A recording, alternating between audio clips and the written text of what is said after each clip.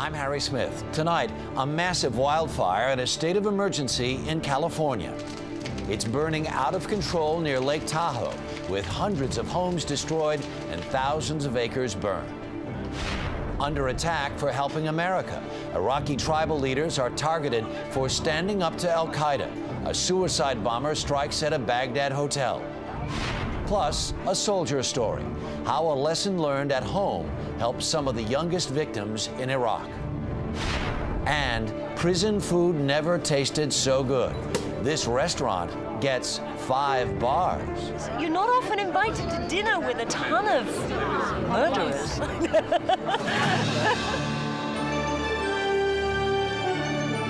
This is the CBS Evening News with Katie Couric.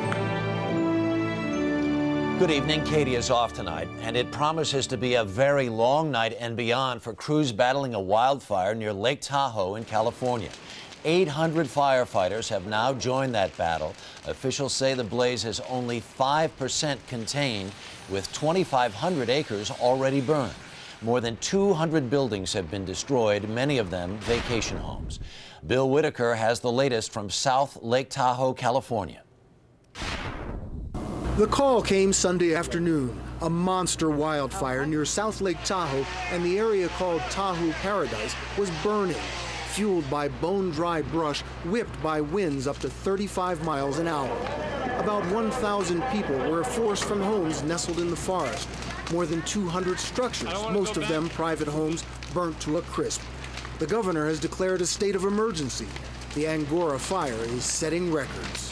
This is far and above the biggest disaster that's happened to this community, I don't know, probably in forever. Officials knew this very dry fire season would be very bad because the mountain snowpack, usually 30 feet deep, was just 10 feet this year. So they'd already thinned out brush and lower branches from the forest.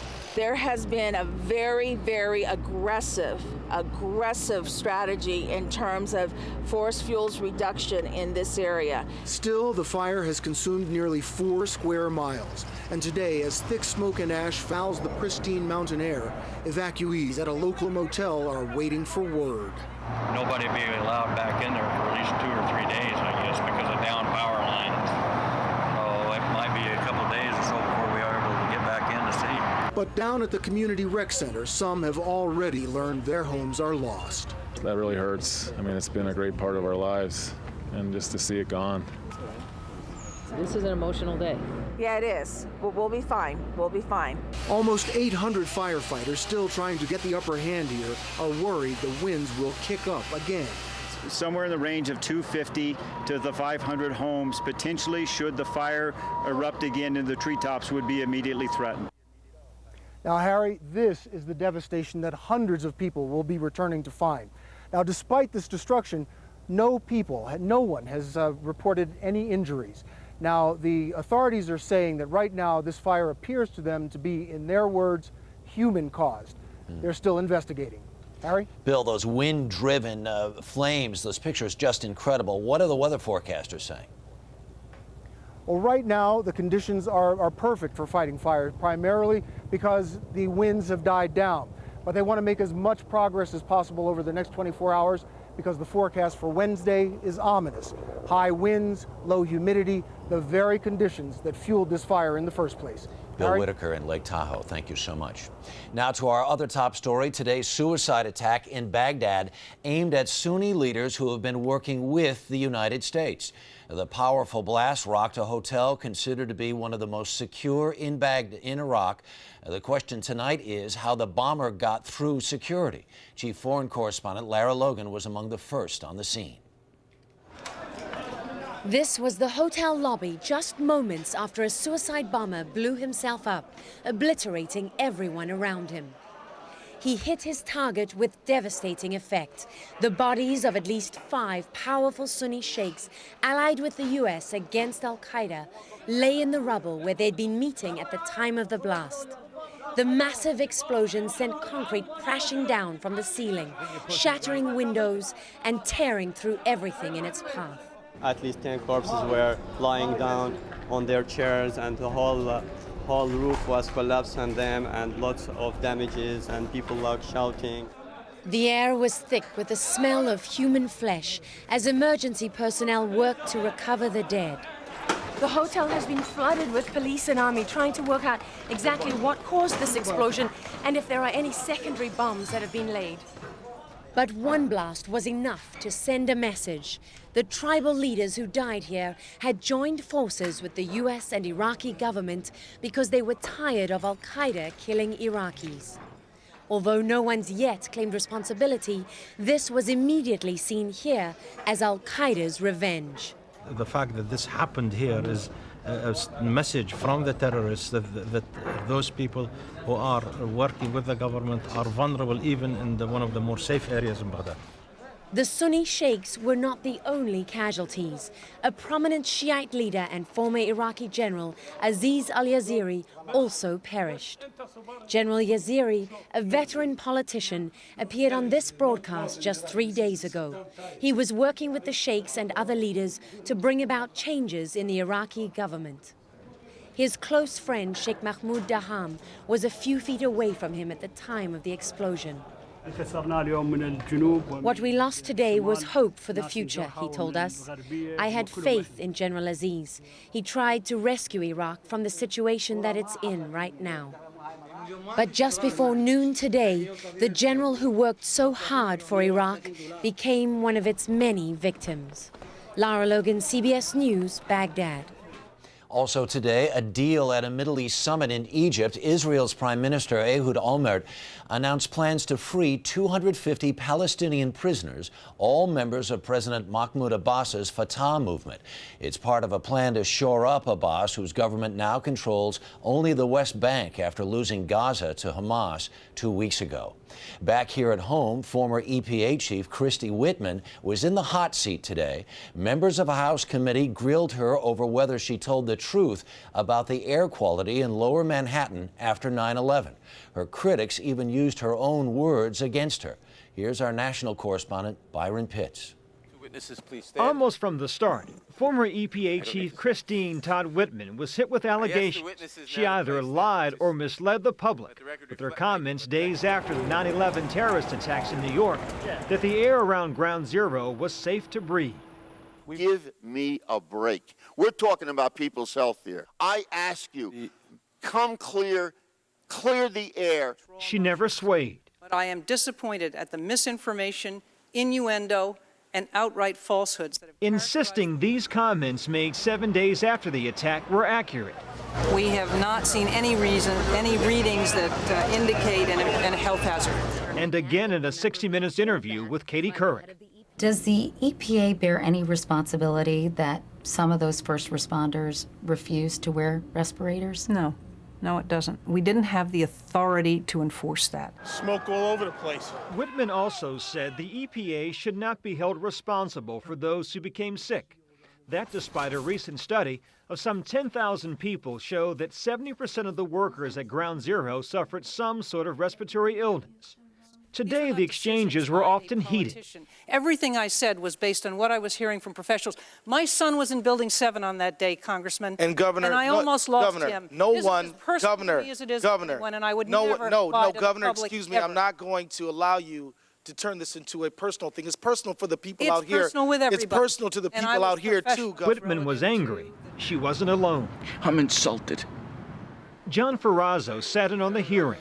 He's one of the thousands from around the country who volunteered at Ground Zero and who now suffers from a severe respiratory problem today.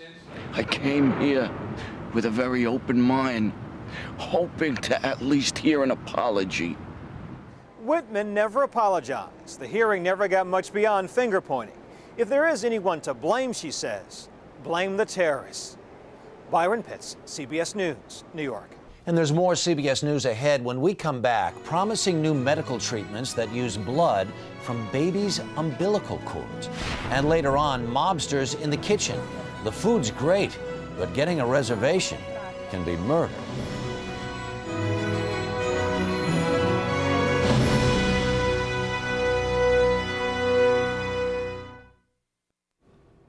There is a disturbing report out today about hospital infections. It says at any given time, at least 30,000 patients are battling a superbug, a drug-resistant staph infection. That is nearly 5% of all hospital and nursing home patients in America. The study's authors called on hospitals to do more to decontaminate their equipment. Another study released today finds that children with type 1 or juvenile diabetes may be helped by transfusions of blood saved from their own umbilical cords. The blood also helps patients with leukemia. So the question is, should you save your baby's umbilical cord blood?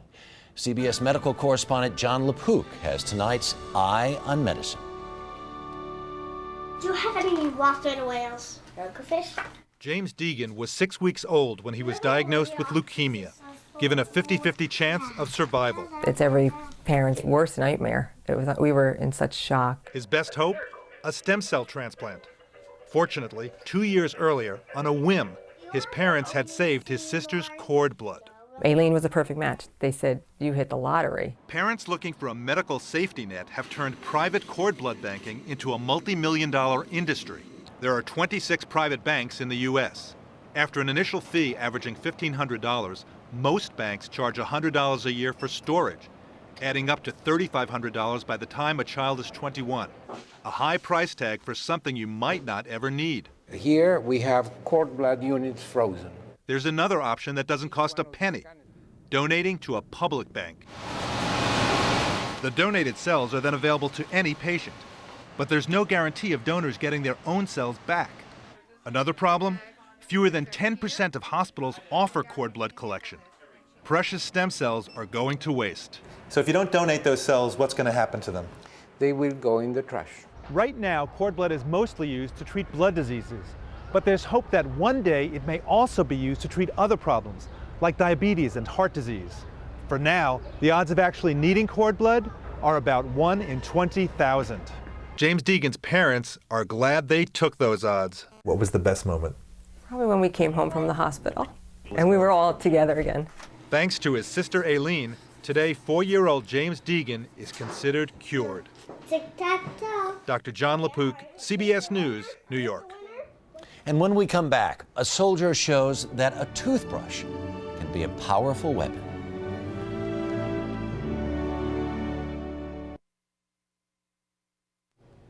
An update now on a story first reported here last week. The 24 Iraqi orphans with special needs who were kept in deplorable conditions are said to be adapting well to their new facility. The boys were rescued by U.S. soldiers who were overcome by what they saw and wanted to help. One of the rescuers drew on a lesson he learned back home. Here's Tracy Smith. For the past 3 months, this is the only way Kara Smith's seen her husband, Lieutenant Jason Smith, as a small snapshot on her computer screen. How much do you talk to him? Usually on here about every other day. Sometimes it's for about 30 seconds, and sometimes we actually go sit down for an hour and talk, which is nice. One day was with my entire performance. But last week, there was Jason, big as life, on the CBS Evening News. As Lara Logan reported, Jason's unit rescued 24 Iraqi orphans, special needs children found naked and starving to death. The soldiers brought them to a better orphanage, brought them supplies and toys, and brought them back to life. Hey, cutie. It was a mission Jason was uniquely prepared for. Back home, Kara's a special ed teacher. He would sometimes visit her class, but his real education came from a guy named Michael, a 25-year-old who's mentally challenged. He's Kara's big brother.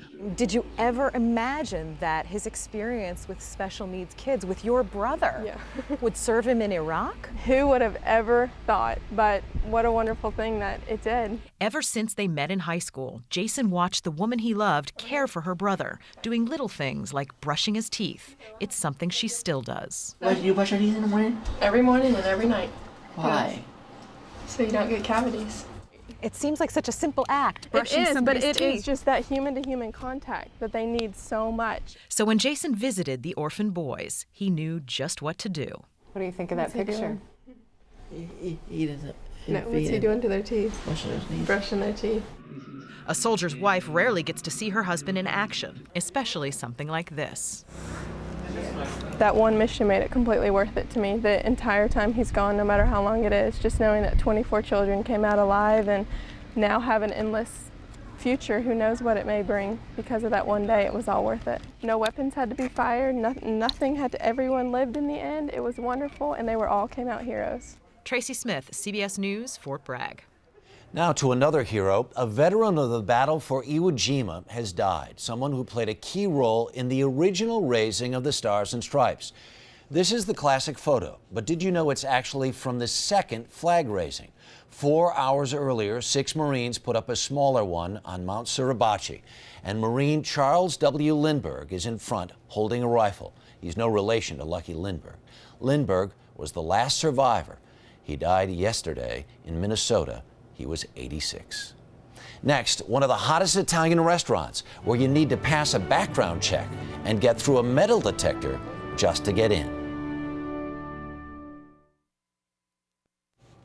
Finally tonight, and I know this sounds like a bad joke, but there is this restaurant where the chef is a killer and the food is to die for. We'll call it maximum security cuisine. Here's Alan Pizzi. The clang of a prison door is not generally associated with fine dining, but then you've probably never considered a night out inside a 15th century fortress that is one of Italy's most secure jails, where the cooks and waiters are murderers, bank robbers, drug dealers, and don't ask what else.